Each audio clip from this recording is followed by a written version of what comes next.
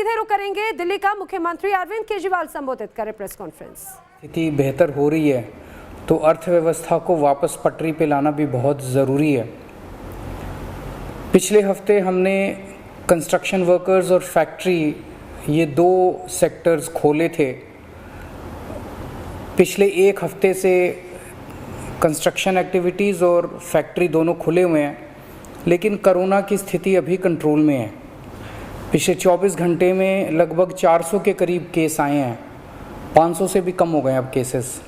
400 के करीब केसेस आए हैं और 0.5% के करीब पॉजिटिविटी बची है, संक्रमण दर बची है। तो स्थिति काफ़ी कंट्रोल में है और भगवान करे ऐसे ही कंट्रोल में रहे। तो ये वाला जो लॉकडाउन पिछले हफ्ते ऐलान किया था वो सोमवार को सुबह 5 बजे तक है। उसके आगे भी लॉकडाउन जारी रहेगा, लेकिन काफ़ी सारी और एक्टिविटीज़ में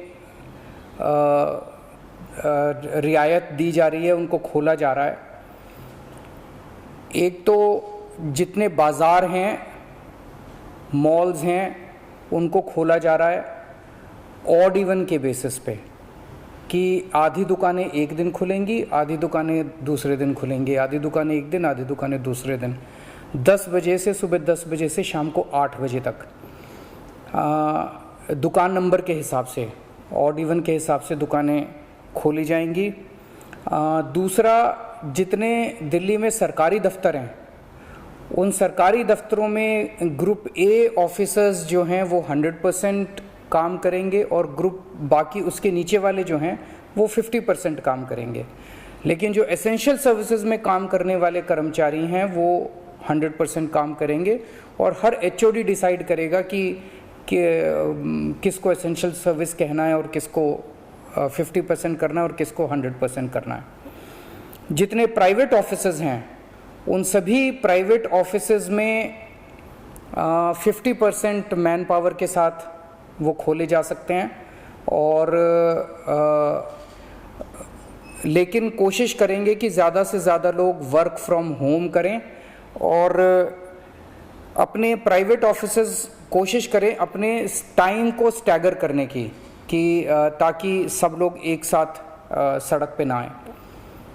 दूसरी चीज़, जो स्टैंड अलोन शॉप्स हैं और जो एसेंशियल सर्विसेज प्रोवाइड करने वाली शॉप्स हैं वो ऑड इवन के बेसिस पे नहीं, वो रोज़ खुलेंगी। दिल्ली मेट्रो 50% कैपेसिटी के ऊपर चालू की जा रही है और ई कॉमर्स के ज़रिए जो सामान बेचने की प्रक्रिया है वो चालू रहेगी। तो मोटे मोटे तौर पे ये चीज़ों की रियायत दी जा रही है और मैं उम्मीद करता हूँ इसके बाद देखेंगे कि आने वाले हफ्ते के अंदर भी कोरोना की स्थिति अगर काबू में रही तो और कई सारी एक्टिविटीज़ को फिर उसके अगले हफ्ते खोलेंगे। थर्ड वेव कहा जा रहा है, एक्सपर्ट्स कह रहे हैं कि थर्ड वेव आएगी, कब आएगी, कितनी भयावह होगी, इसके बारे में किसी को कोई जानकारी नहीं है। लेकिन एक जिम्मेदार सरकार होने के नाते हमारी जिम्मेदारी बनती है कि उसकी पूरी तरह से हम तैयारी करें ताकि अगर थर्ड वेव आती है, अगर बहुत भयानक होती है तो सरकार उस वक्त जनता के लिए तैयार हो। इसकी तैयारियां पूरे ज़ोर शोर से दिल्ली सरकार के अंदर चल रही हैं और कल लगभग 6 घंटे तक मैंने 2 अलग अलग मीटिंग ली, एक्सपर्ट्स के साथ बात की, जिन ऑफिसर्स ने अभी कोरोना के दौरान काम किया था उनके साथ बात की। हमने 2 कमिटीज़ बनाई हैं, उन दोनों कमिटीज़ के साथ मैंने बहुत डिटेल में चर्चा की। एक चीज़ हम लोगों को ये तय करनी थी, इस बार कोरोना की जो पीक आई थी, मतलब एक दिन में मैक्सिमम कितने केस आए, लगभग 28,000 के करीब केसेस आए थे एक दिन में, 22 या 23 अप्रैल के आसपास। अगली पीक कितनी हो सकती है?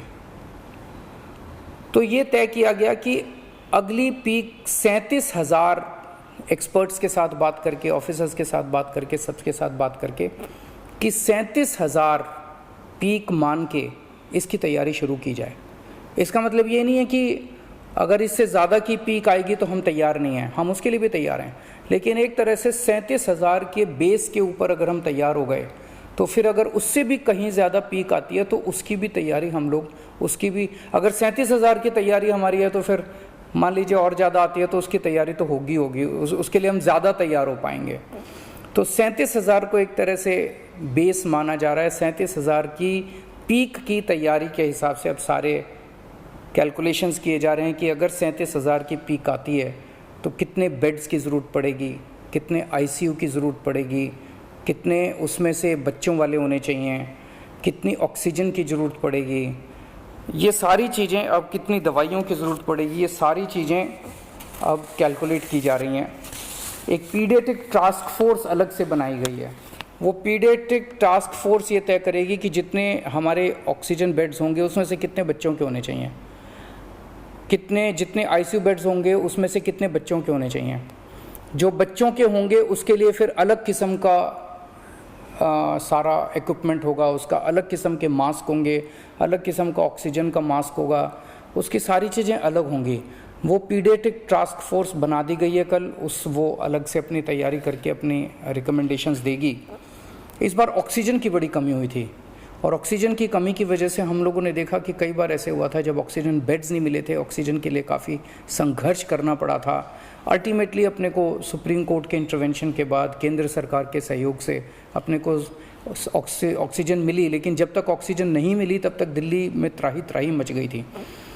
अगली वेव अगर आती है तो हम नहीं चाहते कि इस तरह की दिल्ली के अंदर त्राही मचे, तो ये तय किया गया, इसकी तैयारी शुरू कर दी गई। 420 टन ऑक्सीजन की स्टोरेज कैपेसिटी तैयार की जा रही है। इंद्रप्रस्थ गैस लिमिटेड से बात की गई है और उन्हें 150 टन ऑक्सीजन प्रोडक्शन का प्लांट, 420 टन ऑक्सीजन तो स्टोरेज कैपेसिटी क्रिएट की जा रही है और 150 टन ऑक्सीजन प्रोडक्शन करने के लिए उनको प्लांट लगाने के लिए कहा गया है। उन्होंने कहा 18 महीने लगेंगे, लेकिन जो भी है शुरुआत कहीं ना कहीं तो अपने को करनी पड़ेगी। इसके अलावा इस बार सबसे बड़ी दिक्कत आई थी टैंकरों की। ऑक्सीजन के टैंकर नहीं थे दिल्ली में, दिल्ली इंडस्ट्रियल स्टेट नहीं है, इसीलिए अपने पास ऑक्सीजन टैंकर है ही नहीं दिल्ली में। तो 25 ऑक्सीजन टैंकर्स खरीदे जा रहे हैं ताकि अगर इस तरह की दिक्कत आए ऑक्सीजन की तो हमारे पास अपने टैंकर होने चाहिए। 64 छोटे छोटे ऑक्सीजन के प्लांट्स लगाए जा रहे हैं, वो ऑलरेडी लग रहे हैं और हमें उम्मीद है कि अगले कुछ हफ्तों के अंदर, 1-2 महीने के अंदर ये 64 ऑक्सीजन प्लांट्स लग के तैयार हो जाएंगे। अब ये जो हमने डिसाइड किया कि 37,000 केसेस की पीक के हिसाब से हम काम करेंगे, तो उसके हिसाब से तय किया जाएगा कि कितने ऑक्सीजन बेड्स की ज़रूरत होगी, कितने आईसीयू बेड्स की ज़रूरत होगी। उसके हिसाब से फिर तय किया जाएगा कि कितने ऑक्सीजन सिलेंडर्स की ज़रूरत होगी। जैसे अभी थोड़े दिन पहले हमने 6,000 सिलेंडर चाइना से इंपोर्ट किए थे, तो और कितने ऑक्सीजन सिलेंडर्स की ज़रूरत होगी और कितने ऑक्सीजन कॉन्सेंट्रेटर्स की ज़रूरत होगी। अगले आने वाले 1-2 महीने के अंदर ढेर सारे ऑक्सीजन कॉन्सेंट्रेटर्स दिल्ली सरकार खरीदने जा रही है। दवाइयों को लेकर 2 अहम निर्णय किए गए। एक तो ये कि इस वेव में ये देखा गया कि व्हाट्सएप खूब तेज़ी से, व्हाट्सएप के ऊपर दवाइयाँ खूब तेज़ी से प्रिस्क्राइब की जा रही थी और उसके ऊपर मतलब बात फैल जाए कि ये दवाई बड़ी अच्छी है, तो पूरे समाज के अंदर, पूरे शहर के अंदर, पूरे देश के अंदर उस दवाई की अफरा तफरी मच जाती है। तो एक डॉक्टर्स की और एक्सपर्ट्स की टीम बनाई जाएगी। अगर किसी दवाई की डिमांड होती है तो वो डॉक्टर्स एग्जामिन करके बताएं कि इस दवाई से कोरोना में फ़ायदा होगा कि नहीं होगा। अगर डॉक्टर कहते हैं होगा तो सरकार उस दवाई को मुहैया कराने की कोशिश करेगी, और डॉक्टर अगर कहते हैं कि ये दवाई बिल्कुल बेकार है, इससे कोरोना में कोई फ़ायदा नहीं होगा और लोग इसके पीछे भागना बंद करें, तो जनता को उसके बारे में जागरूक किया जाएगा कि इस दवाई के पीछे भागना बंद कीजिए। एक ये। दूसरा, जो जो इम्पॉर्टेंट दवाइयाँ हैं उनकी लिस्टें बना ली गई हैं, उसका कितना स्टॉक चाहिए होगा उतना बफर स्टॉक क्रिएट किया जाएगा। अब एक्सपायरी डेट्स किस दवाई की कितनी है, एक्सपायरी डेट्स को ध्यान में रखते हुए उन सभी दवाइयों का बफर स्टॉक क्रिएट किया जा रहा है, ताकि अगर ज़रूर, और प्राइवेट अस्पतालों के भी आदेश दिए जा रहे हैं कि वो भी अपने बफर स्टॉक्स इस तरह से तैयार रखें ताकि अगर महामारी आती है तो हम उसके लिए तैयार रहें। इसके अलावा 2 जीनोम सीक्वेंसिंग लैब्स बनाई जा रही हैं, LNJP हॉस्पिटल में और ILBS में। ताकि हमें भी पता रहे कि दिल्ली के अंदर जो भी वेरिएंट आ रहा है वो वेरिएंट कौन सा वेरिएंट है, पुराने वाला है या कोई नया वेरिएंट आ गया है, और हमें इस बारे में क्या एहतियात बरतने की ज़रूरत है हम एक्सपर्ट से पूछ सकते हैं। तो ये बहुत सारी चीज़ें कल चर्चा हुई, ये कुछ चीज़ें मैंने आपको बताई हैं और आपको यही आश्वासन देना चाहता हूँ कि आपकी सरकार पूरी तरह से 24 घंटे लगी हुई है इसमें। मैं उम्मीद करता हूँ कि अब कोई तीसरी वेव नहीं आनी चाहिए, उसके पहले हम कोशिश करेंगे अपने लोगों को वैक्सीनेट कर दें, लेकिन अगर तीसरी वेव आती है तो लोगों को तकलीफ़ नहीं होनी चाहिए, इसके बारे में हम पूरी कोशिश करेंगे। नमस्कार। के मुख्यमंत्री अरविंद केजरीवाल को आप सुन रहे हैं। 50% क्षमता के साथ में मेट्रो का संचालन आने वाले वक्त में किया जाएगा। प्राइवेट दफ्तर खोले जाएंगे। 420 MT ऑक्सीजन स्टोरेज की व्यवस्था की जाएगी ताकि आने वाले दिनों में तीसरी वेव का खतरा अगर मंडराता है तो उससे निपटा जाए। दिल्ली में बाजार, मॉल, तमाम चीजें खोली जाएंगी, लेकिन इसके लिए फॉर्मूला तैयार किया गया है। अलग अलग चरणों के साथ साथ ये कहा जाए ऑड इवन फॉर्मूला अब राजधानी दिल्ली में इसको लागू किया जाएगा। राहुल रबाज मेरे सहयोगी और विस्तार से जानकारी के साथ में जुड़े। राहुल, अब ये कहा जाए कि पूरी तरह से दिल्ली एक बार फिर से वापस पटरी पर लौटने के लिए तैयार है, इसको लेकर रूपरेखा भी तय कर दी गई है। बिल्कुल, आप इसे कह सकते हैं कि आधी पटरी पे लौटने के लिए तैयार है, क्योंकि अगर मेट्रो की बात करें, मेट्रो 50% से कुछ ज़्यादा क्षमता से चलाई जाएगी। ऑड इवन फार्मूला होगा उन दुकानों का जो बड़े बाज़ारों में है, जो मॉल्स में है, लेकिन जो स्टैंड अलोन दुकान है, मान लीजिए कोई दुकान सिर्फ रिहायशी इलाके में और अकेली दुकान है, तो वो 7 दिन खोली जा सकती है। जो लोग दफ्तरों में काम करते हैं निजी में, वो 50% के स्ट्रेंथ पे आ सकते हैं, बशर्ते कोशिश ये की जाए कि जो आपके संचालन है कार्य का वो अलग अलग समय पे हो, ताकि एक समय पर भीड़ ना हो, यानी शिफ्ट में डिवाइड की जाए।